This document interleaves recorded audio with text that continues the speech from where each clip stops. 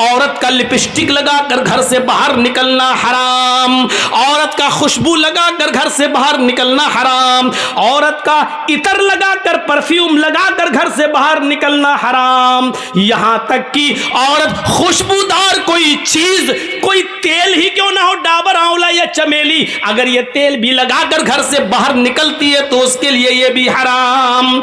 मैं हराम बोल रहा हूं, नाजायज नहीं, हराम, ताकि हमें समझ में आ सके कि हमारी कल्चर क्या होना चाहिए और इस्लाम में कितना जबरदस्त औरत को रुकावट है कि तुम ये चीजें घर से बाहर लगाकर नहीं। हाँ, अपने घर में रहो तो पूरी बोतल उलट लो इतर की, कोई मना नहीं कर रहा। घर में जो चाहो वो पहनो, कोई मना नहीं करता, तुम्हें पहनो ना पहनो कोई फर्क नहीं पड़ता। क्लियर, घर के अंदर, वो भी सिर्फ शौहर के सामने। आजकल तो जॉइंट फैमिली रहती है, अब ये थोड़ी कहा दिया जाएगा कि जॉइंट फैमिली में भी जहां ससुर रहता हो, देवर रहता हो, जेठ रहता हो, उधर भी पहन सकते, नहीं। घर का मतलब शौहर वाला रूम, घर का मतलब खास वक्त और खास टाइम। अब भाई इससे ज़्यादा तो हम बोलेंगे तो आप कहोगे बड़ा बेहुदा मौलवी है, इस मौलवी को अब ये बातें याद आ रही, इससे ज़्यादा तो हम नहीं जा सकते हैं। क्या कहा, वला युब्दीना ज़ीनतहुन्ना, और अपने बनाओ सिंगार को गैर मर्दों के सामने जाहिर न करें, इल्ला मा ज़हरा मिन्हा, मगर जो खुद बखुद जाहिर हो जाए। अब खुद बखुद जाहिर होने का मतलब क्या है, औरत बेचारी प्लेट उतार रही है ऊपर से, कमरे में आप और आपका दोस्त बैठा हुआ है, लेकिन बीवी पर्दा अर्दा करके आई, सब कुछ आई, अब वो प्लेट उतार रही है ऊपर से, अब उसकी आस्तीन सड़क के इधर आ गई, मतलब पहने हुए कमीज़ वो सड़क के इधर आ गई, तो ये खुद बखुद जाहिर हो गया। तो इल्ला मा ज़हरा मिन्हा, ये चीज़ है कि अब प्लेट उतार रही है या कोई चीज़ उतार रही है, उसमें अब आस्तीन नीचे आ जाए और हाथ की हथेली या थोड़ी सी कलाई वगैरह नज़र आ जाए तो इसमें कोई हर्ज नहीं है, क्योंकि ये चीज़ खुद ब खुद जाहिर हो गई है, तुम्हारा इरादा नहीं था जाहिर करने का।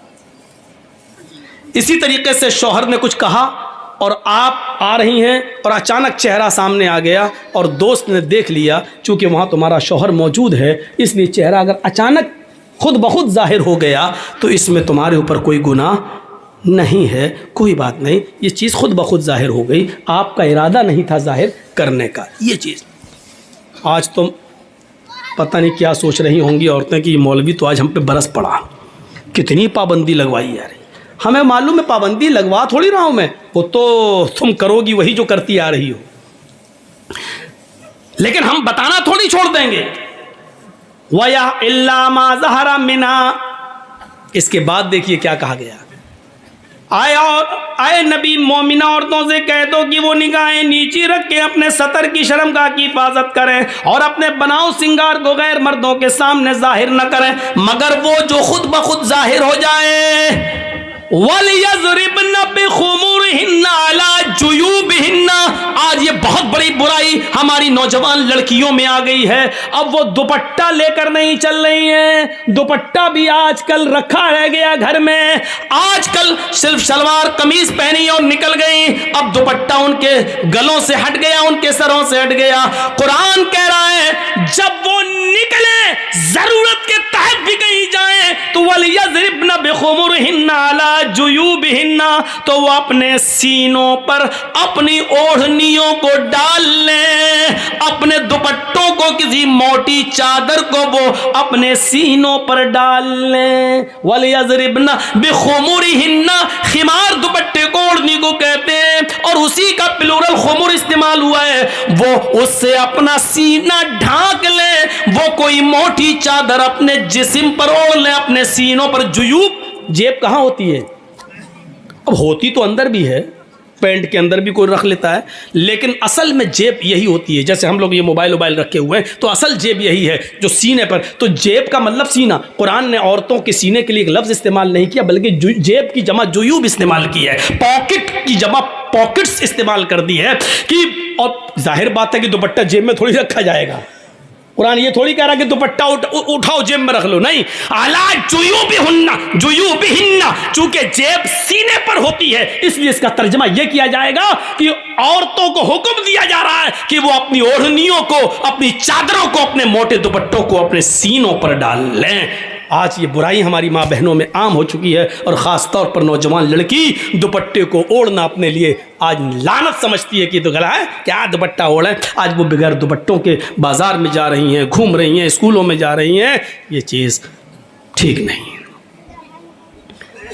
ये आयतें कुरान की आपके सामने चीख चीख कर कह रही हैं कि हमारा मुआशरा कैसा होना चाहिए। अल्लाह के नबी सल्लल्लाहु अलैहि वसल्लम ने फरमाया, इन्ना अव्वला मा युरफ़उ अन हाज़िहिल उम्मती अल हयाउ वल अमानतु। क़यामत की जो निशानियाँ, सुनिए, क़यामत की जो निशानियाँ फैलेंगी, क़यामत की जो अलामतें ज़ाहिर होंगी, उनमें सबसे पहली जो निशानी ज़ाहिर होगी वो ये होगी, इन्ना अव्वला मा युरफ़उ अन हाज़िल उम्मा, इस उम्मत से, हमारे मुसलमानों से, उम्मत मुहम्मदिया से क़यामत की निशानियों में सबसे पहले जो जाहिर होगी, हमारी उम्मत से सबसे पहले जो चीज़ उठाई जाएगी, इन्ना अव्वला मा युरफ़उ अन हाज़िल उम्मा अल हयाउ वल अमानतु, वो हया होगी और अमानत होगी। शर्म हया सबसे पहले उठा ली जाएगी। औरतें शर्म करना छोड़ देंगी, हया करना छोड़ देंगी, उनके अंदर से शर्म हया खत्म हो जाएगी। आजकल भाभी देवर से कहे कौन सी शादी पसंद करोगे, लव मैरिज क्या अरेंज मैरिज, अब शर्म क्या रह गई है। जिस देवर को भाभी के लिए मौत कहा गया हो और वही भाभी देवर के साथ मोटरसाइकिल पे बैठ के कलिया चक जाती हो, तो आप क्या कहोगे। जिस बहनोई के लिए साली के लिए बहनोई को मौत कहा गया हो, वो साली अपने बहनोई की मोटरसाइकिल पर बैठकर या गाड़ी पर बैठकर मालदा और फरक्का जाती हो या कलकत्ता जाती हो, और ताज्जुब ये कि बेशर्मी की हदें पार करते हुए उस साली का बाप यानी ससुर अपने दामाद को खुद ये कहता हो और बीवी अपनी बहन को अपने शौहर के साथ खुद भेज देती हो, तो फिर शर्म और हया रह कहां गई है। सुनना पड़ेगा, ये सख्त जुमले हैं, सुनना पड़ेगा, तुम्हें नहीं तुम्हारे बाप को भी सुनना पड़ेगा, क्योंकि ये हक, ये अथॉरिटी, ये पावर मुझे इस्लाम ने दिया है जो मुझसे कोई नहीं छीन सकता है। मेरे भाइयों, जिस तरीके से देवर की बाइक पर भाभी का बैठकर जाना हराम है, उसी तरीके से बहनोई के साथ साली का मोटरसाइकिल पर और गाड़ी पर बैठकर अकेला सफर करना भी हराम है। दोनों मुजरिम हैं और इस्लाम की नजर में दोनों गलत हैं और दोनों हराम हैं।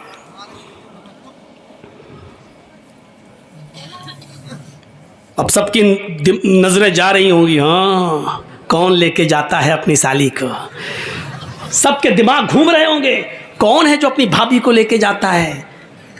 बहुत से हैं, स्कूल में पढ़ाती हैं, टीचर हैं। आदमी तो बेचारा सुबह दुकान पे चला गया, छोटा भाई भाभी को पहुंचाने जा रहा है स्कूल, लेने भी जा रहा है स्कूल। अगर देवर और भाभी का रिश्ता इतना पाकीज़ा होता तो अल्लाह के रसूल कभी देवर के लिए मौत का लफ्ज़ इस्तेमाल न करते। सोचिए, इस मौत के लफ्ज़ को कायनात की सबसे बड़ी हस्ती जनाब मोहम्मद रसूलुल्लाह सल्लल्लाहु अलैहि वसल्लम इस्तेमाल कर रहे हैं। सुनो, सुनना पड़ेगा।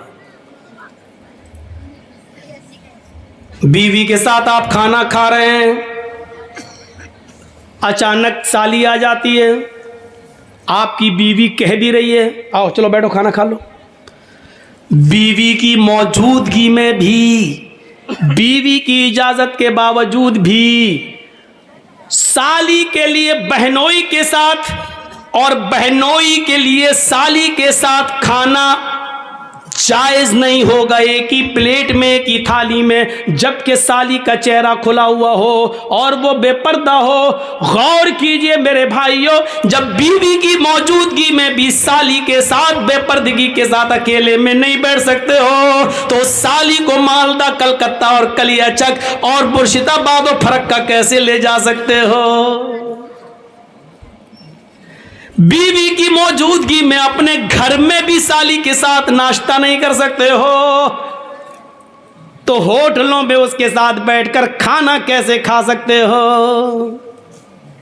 इस्लाम की मोहब्बत है तो मानो, नहीं है तो जो दिल चाहे करो। अल्लाह के नबी ने फरमाया जब शर्म हया किसी के अंदर से निकल जाती है तो उसका जो दिल चाहे वो कर सकता है। जब शर्म हया नहीं तो जो दिल चाहे करे। अब उसके ऊपर कोई चीज नहीं रह गई। जब शर्म हया ही नहीं रही, अल्लाह के नबी चीख कर कहते इन अव्वल मा युरफउ अन हाजिल उम्मत अल हया वल अमानतु, हमारी उम्मत से सबसे पहले जो चीज उठाई जाएगी वो हया है। शर्म में सबसे पहले ये दूर कर दी जाएगी। आज शर्म हया बिक चुकी है, नीलाम हो चुकी है। शर्म हया नाम की कोई चीज नहीं रह गई है। शर्म हया नाम की कोई चीज आज बाकी नहीं रह गई है। आज लड़के और लड़कियां एक साथ गुफ्तगू करते हुए, साइकिल चलाते हुए, बातें करते हुए जा रहे हैं। ये शर्म हया नाम की कोई चीज नहीं रह गई है। वो एक दौर था, मेरे भाइयों, कि जंग जमल के मौके पर जब हजरत आयशा एक जगह पर बैठी हुई थी और हजरत अली में जंग हो रही थी। हजरत अली रजी अल्लाह ताला अन्हु ने एक रुका, एक पर्चा, एक नोट लिखा और नोट लिखकर हजरत आयशा के भाई अब्दुर्रहमान को दिया और फरमाया कि ये अपनी बहन आयशा को देकर आओ, इसमें मैंने कुछ चीजें लिखवाई हैं। हजरत आयशा को वो पसंद आ जाए तो मुझे बता देना। इसमें हमने कुछ मशवरे लिखे हैं, हजरत आयशा अगर उन मशवरों से खुश हो जाए तो मुझे बताना। ओह मेरे नौजवान साथियों, आए मौजमपुर के लोगों, आए इस गांव में रहने वालों, आए बंगाल से जुड़ने वालों, सुनो, हजरत अब्दुर्रहमान हजरत आयशा के भाई हजरत अली का पर्चा लेकर आ रहे हैं। घोड़े पर बैठे हुए, घोड़े की पैर की ठोकरें धूल उड़ा रही हैं। उस धूल में हजरत आयशा समझ नहीं पाई कि इस घोड़े पर बैठकर कौन आ रहा है। हजरत आयशा ने जल्दी से पर्दा कर लिया और जल्दी से अपना चेहरा छिपा लिया और मुंह मोड़ लिया।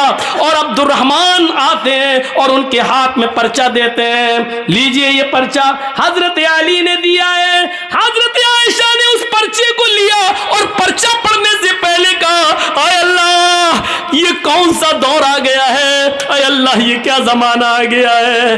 अब लोग मेरे पास दिलेरी के साथ आना शुरू हो गए हैं, अब मेरे पास आने में शर्माते भी नहीं है।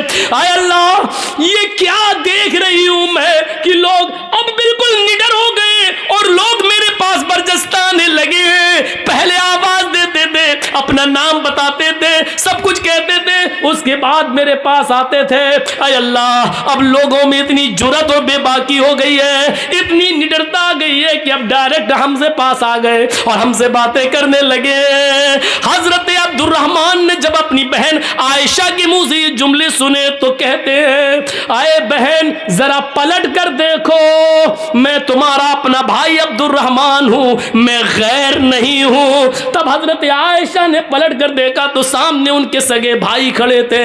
तब उन्होंने इत्मीनान का सांस लिया, तब उन्होंने चैन की सांस ली। मेरे भाइयों, हजरत आयशा का पर्दा करना और अपने भाई से को पहचान न सके तो ये कहना, अब लोगों में ये कितनी दिलेरी और बहादुरी पैदा हो गई है कि वो आप बिला रोक और टोक मेरे पास आ जाते हैं। अरे अल्लाह ये मैं क्या देख रही हूं। गौर कीजिए इस जुमलों पर, हजरत आयशा की जबान से ये निकलने वाले जुमले आज हमारी माँ बहनों को क्या दर्श देते हैं। आज इनकी जुर्रत और बहादुरी देखो, जिसके साथ जाए चली जाती है, जिसके साथ जाए टहल लेती है, जिसके साथ बैठना चाहे बाइक पे सवार हो जाती है, जिसके साथ जाना चाहे मार्केट में चली जाती है। जरा तसव्वुर करो मेरे प्यारे साथियों, हजरत आयशा तो अपने भाई से भी नहीं को भी नहीं देख रही हैं। जब पता चलता कि ये मेरे भाई है तब उन्होंने चेहरा खोलकर अपने भाई को देखा, कहा कि अब कोई बात नहीं, अब शक मेरा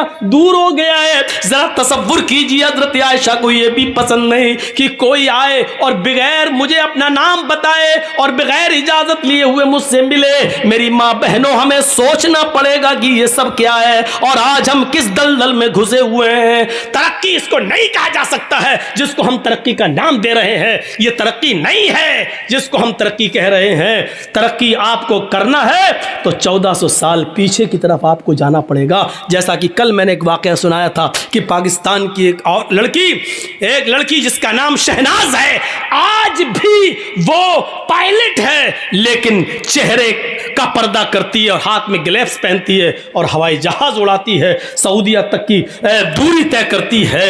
उसको सऊदी और कुवैत और दुबई तमाम लोगों ने उसको दावत दी, लेकिन उसने कहा नहीं, हम पाकिस्तान की लड़कियों के लिए इबरत बनना चाहते हैं, उनको ये सबक देना चाहते हैं कि हम पर्दे के अंदर भी अगर तरक्की करना चाहें तो कर सकते हैं। पर्दा हमारी तरक्की में रुकावट नहीं है। ज़रा तसव्वुर करिए आप।